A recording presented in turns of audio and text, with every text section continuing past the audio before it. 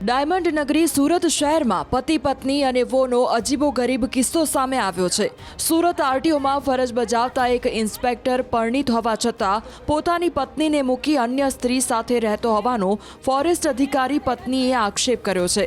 સુરતના ઉમરા police station વિસ્તારમાં આવેલા એક મકાનમાં ફોરેસ્ટ અધિકારી પત્નીએ પોતાના પતિને રંગે હાથ ઝડપી પાડ્યા છે। સોશિયલ મીડિયામાં થોડા દિવસ અગાઉ આ ઘટનાનો વિડીયો વાયરલ થયો હતો, જેમાં ફોરેસ્ટ અધિકારી પત્ની પોલીસને સાથે રાખીને પતિની પ્રેમિકાના ઘરે પહોંચી ગઈ હતી અને પતિને રંગે હાથ ઝડપી પાડ્યો હતો।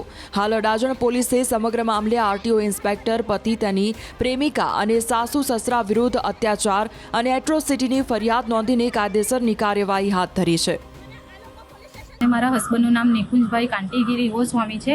એ હાલ પાલ આરટીઓ ઇન્સ્પેક્ટર છે, જેઓનું બીજી અન્ય છોકરી સાથે આજે ઉમરા કેશવનગર સોસાયટીમાં મેં પોલીસ સાથે રંગે હાથ પકડી લીધેલ છે। શું માંગણી તમારી? મને પૂરતો ન્યાય મળે। હું નીચા સમાજની કહીને મારા હસબન્ડે મને ઘરમાંથી 1 વર્ષથી મારા 4 વર્ષના દીકરા સાથે કાઢી મૂકેલ છે, તો મને પૂરતો ન્યાય મળે એના માટે હું ઉમરા પોલીસ સ્ટેશને હાલ અત્યારે હું આવી છું કે મને ન્યાય મળે। શું કાર્યવાહી કરવા માંગો છો? કાર્યવાહીમાં તો હું એમને ઘણીવાર સમજાવવા છતાં સમજેલ નથી, તો હાલ હું એટ્રોસિટીનો કેસ કરવા માંગુ છું, કેમ કે એમને ઘણીવાર સમજાવવા છતાં સમજેલ નથી કે એમને એવું છે કે તારે જે કેસ કરવા એ કરી લે, હું આની જોડે જ રહેવાનો, તારે જે કરવું એ કરી લે। તો હું હાલ અત્યારે એટ્રોસિટીનો કેસ કરવા માટેની હું સરને હું રિક્વેસ્ટ કરીશ કે મારો કેસ એફઆઈઆર નોંધાવી લે અને એટ્રોસિટીનો કેસ એમના પર કરવામાં આવે, કેમ કે એમણે હું નીચા સમાજની કહીને મને ઘણી ટોર્ચર કરેલી છે, ઘણી માર મારવામાં આવેલો છે। મારા સાસ અને સસુર તરફથી બી મને ઘણો માર મારવામાં આવેલ છે।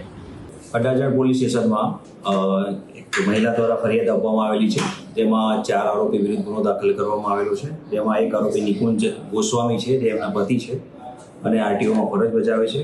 આ સિવાય એના સાસુ સસરા અને જે નિકુંજ ગોસ્વામી છે એને જે બેન સાથે સંબંધ છે તે મહિલા સાથે, એ મહિલા વિરુદ્ધ એમણે ફરિયાદ આપેલી છે, જેમાં 498 અને એટ્રોસિટી એક્ટ મુજબની ગુનો દાખલ કરવામાં આવેલો છે, જેમાં એમની રજૂઆત મૂળ એમને જાતિ વિષયક શબ્દો બોલવા બાબતે તથા પ્રોપર્ટીમાં જે ભાગ છે એ ભાગ લઈ લેવા માટે એમને મારઝૂડ કરતા હતા એવી રજૂઆત છે। અને એમના પતિના અન્ય સ્ત્રી મહિલા સાથે સંબંધ હતા, એ મહિલા દ્વારા પણ એમને જાતિ વિષયક શબ્દો બોલી અને અપમાન કરેલી છે એવી રજૂઆત કરવામાં આવેલી છે। એ અનુસંધાને ગુનો અડાજણ પોલીસ સ્ટેશનમાં દાખલ થયેલી છે અને તપાસ છે એ એસીપી SC/ST સેલ તરફ મોકલી આપવામાં આવેલી છે। આરોપી કોણ છે અને કોઈ ઇતિહાસ છે ખરો? આરોપી કોણ છે? આરોપીમાં જે 4 નામ છે એમાં એક જે એમના પતિ છે એ આરટીઓમાં ફરજ બજાવે છે, બાકી એમના સાસુ સસરા છે અને એક જે નિકુંજ ગોસ્વામી છે એમને મહિલા મિત્ર છે।